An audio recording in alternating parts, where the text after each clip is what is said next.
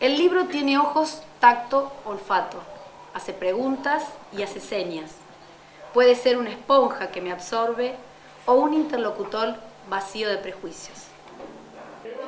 Gerardo, bueno, participando de esta actividad convocado por el Plan Provincial de Lectura, este encuentro con narradores para hablar de un tema que preocupa y mucho, que está vinculado a la lectura y cuál es el rol que el docente tiene a la hora de facilitar estos espacios de lectura. ¿Cuál es su mirada por su experiencia?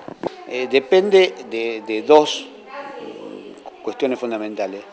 Una, el acervo, el material bibliográfico con el que se cuente para poder trabajar en escenas de lectura que involucren a todo tipo de público.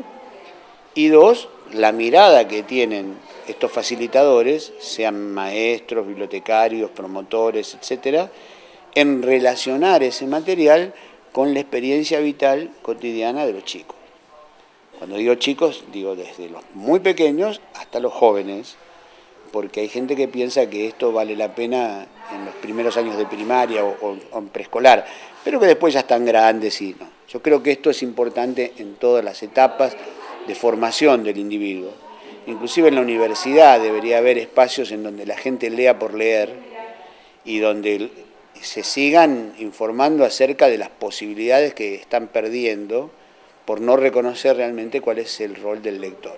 Para poder hacer todo este tipo de cosas hay una condición necesaria, que es la existencia de un material amplio, diverso y de calidad. Eso no lo teníamos en la Argentina.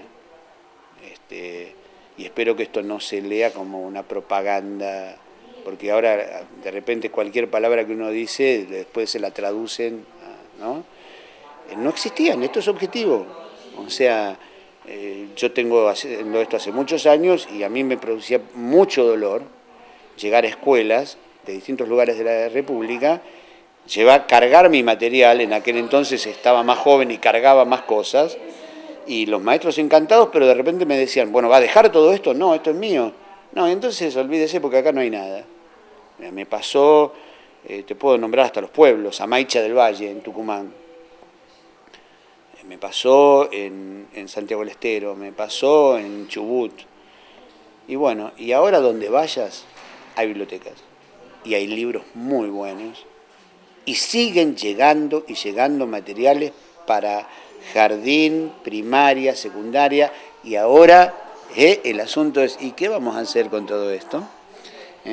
Entonces, bueno, ahora se van presentando otros interrogantes. No hay tiempo, tenemos un solo ejemplar, deberíamos tener más. Bueno, siempre tenemos posibilidades de excusarnos, pero lo cierto es que hay cosas muy interesantes y como yo les decía a las chicas hace un momento, esto no quiere decir que todo lo que llegó les interese por igual. Es decir, esta cantidad y esta diversidad es justamente para atender a las distintas maneras que cada grupo o inclusive cada individuo tenga de acercarse a un material. Es decir, es un material tan amplio y tan grande como para que todos encuentren su espacio, ¿no? Algunos se inclinarán por cierto tipo de materiales, otros por otros, algunos por ciertas formas de trabajo con esos materiales, otros con otros. Pero bueno, tenemos resuelto algo que es mucho más fácil, que es la cuestión de la bibliografía. Mucho más fácil que cambiar patrones culturales. O sea, la manera en la que vamos a poner a disposición de todo el mundo estos materiales.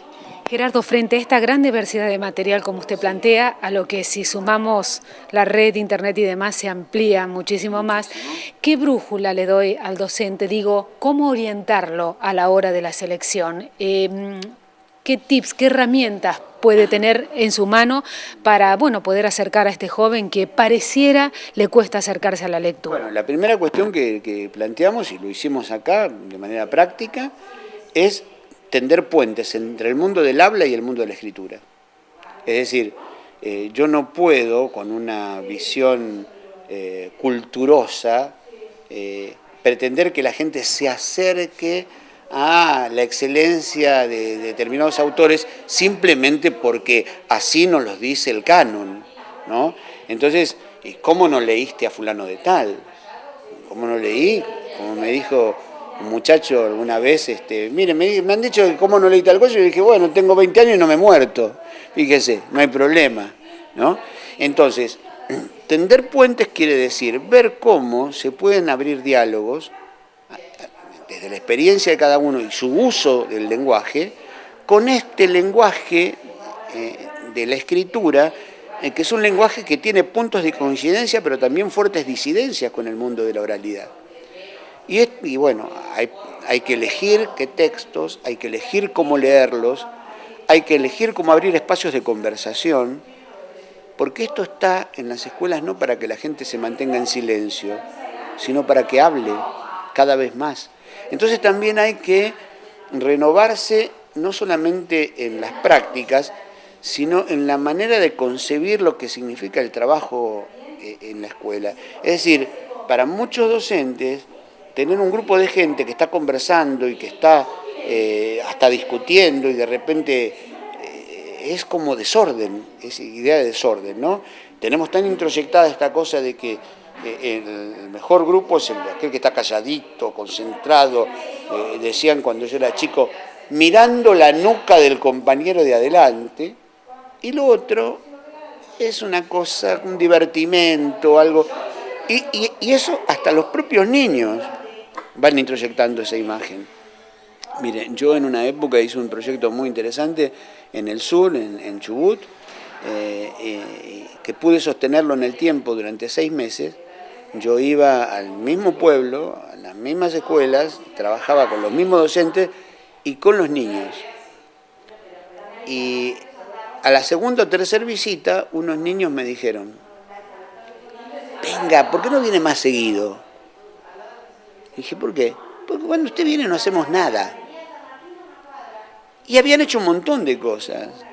Habían estado mirando libros, habían estado conversando sobre cuál libro les gustaba más, habían escuchado leer en voz alta, habían hecho algunas escrituras espontáneas a partir de las sensaciones o los sentimientos, un montón de cosas, pero como eso no entra dentro de la lógica de el tipo de escritura que le exigían el examen, era no hacer nada.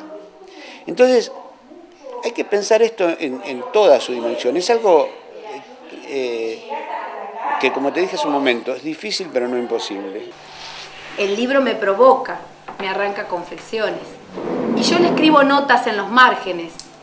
Es una relación casi incestuosa. Nos conocemos tanto que no nos aburrimos. Él me describe cielos incendiados y yo lo extingo con lágrimas marinas. No lo hizo para mí. ¿Será por eso que el rostro no me importa? Es un enigma. Yo solo quiero descifrar el libro y quedarme en su vida hasta mañana.